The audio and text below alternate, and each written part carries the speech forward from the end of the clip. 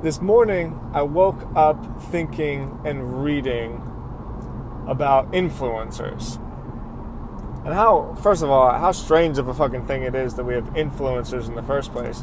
But second off, I was thinking to myself, like, I was looking into and wondering exactly what it takes to become an influencer. And I'll tell you what I mean by that. We have it backwards. You would think that in order to be authoritative enough in a certain position or in a certain skill set or a certain artwork or whatever it is, you would become influential because you have so much experience and you have a track record of doing good work in a certain category, whatever, or what have you. But that's not the way it works.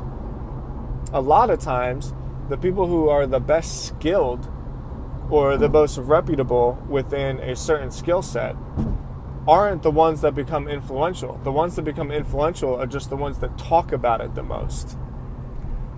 And I don't know why that is. I think for obvious reasons it has to do with charisma and likability, and some people are more approachable than other people. And I think that charisma really shines through on the camera or behind a mic or even within writing or with pictures, if you have an Instagram influencer, whatever. But there's still this weird juxtaposition between the whole thing, because I know so many people, especially in my craft, online marketing and producing content, that are so good at what they do, yet they have very little influence base, and a lot of the times they don't care to have one. A lot of the times the people that are best at what they do don't necessarily seek to become an influencer. The people that seek to become influencers are the ones that, in my opinion, are looking for an easy way. They're looking for an easier way to do something instead of actually doing the work to become skilled at a certain discipline. They just talk about the discipline to the point where it hits kind of a pit point and people begin to take them seriously. And I don't know if there's anything wrong with that.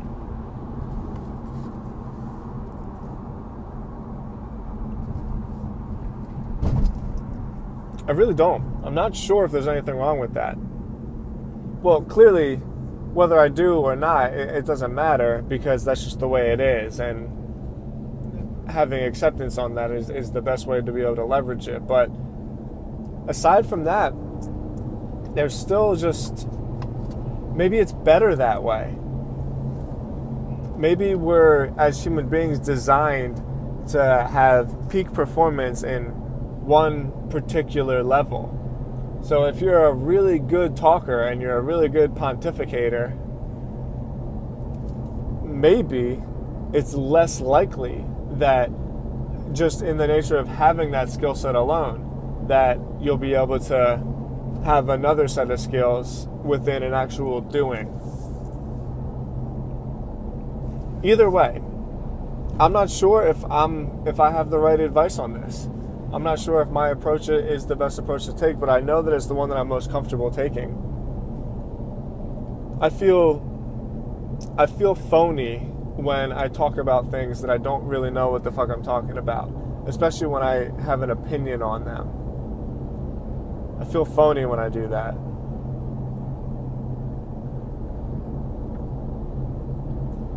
So I don't want to be known that way. I want to be known as somebody that did things, and in doing things became knowledgeable at them to the point where people respected my opinion and wanted to hear what I had to say.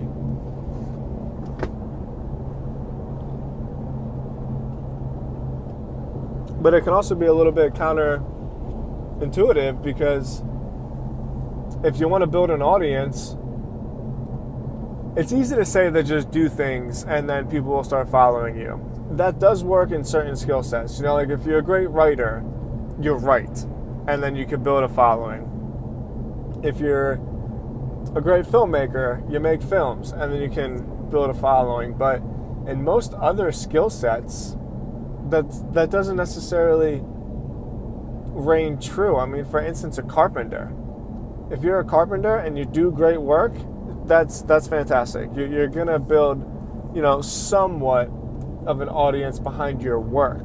But if you want to create a brand behind you as an influential carpenter, it's very difficult to do that if you're not willing to get out there and talk, if you're not willing to really speak about it and create content around that particular skill set.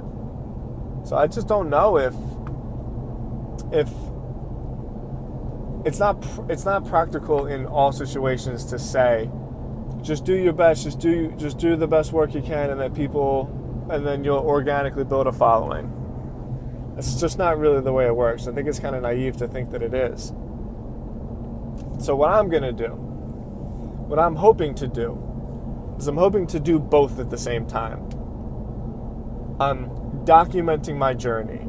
I'm documenting what I do, and I'm documenting the lessons that I learn along the way, so that in doing the work, in the actual performance of my craft and of my life and of continuing to try to just be a little bit better every day, in documenting that, I can potentially also build a following.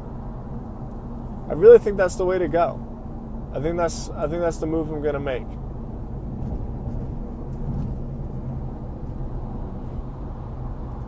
I'm just going to get out there with more content, I write my blog every day, and that's great, but if I do a video like this and then rip the audio from this video into a podcast every single day as well, it's only going to compound my reach.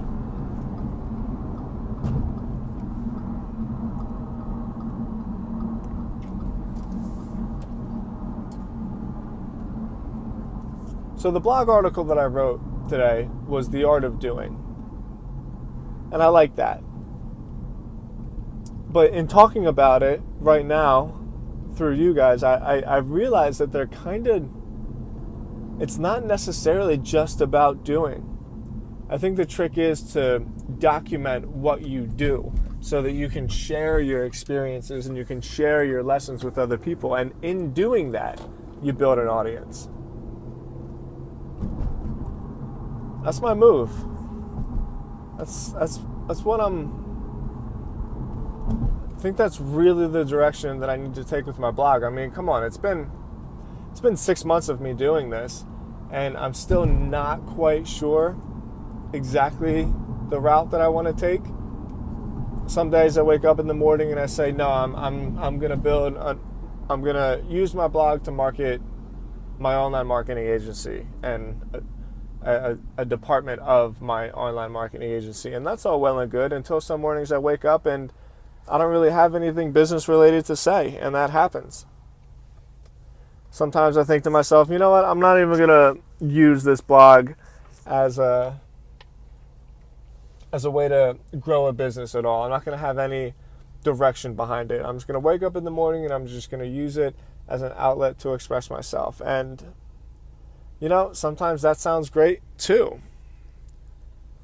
Until I take an honest look and an honest appraisal at the opportunities that I would be missing if I do that. I'm already putting in the time. So why not create an opportunity out of it? But if I just document my journey, there is no going wrong, because the act of documenting my lessons and sharing them with other people within itself is a way to build an audience. And it's an honest way to build an audience around real actionable advice, because I'm not just pretending like I'm some influencer. I'm not even trying to be an influencer. I'm just building upon what I know.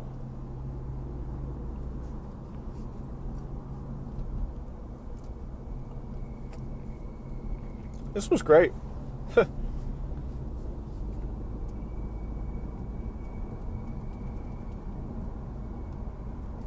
This is a great way for me to build content.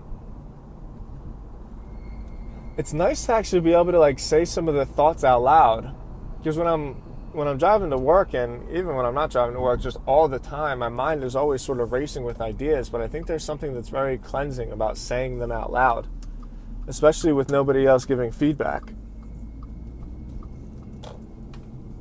Because when I hear them out loud, when I hear my thoughts out loud in my own voice, I have an opportunity to take like somewhat of an objective approach on an objective outlook on myself. And even just this one little thought experiment that I did, this one little video I did, this is providing like some really good results and some good insight for me. And I think within this video, I just found an entire new direction to take my blog and my brand, and could potentially find different ways to monetize it, and even bigger, can find more and more ways to be of value of people that like to follow me. All right, guys, that is the end of my commute.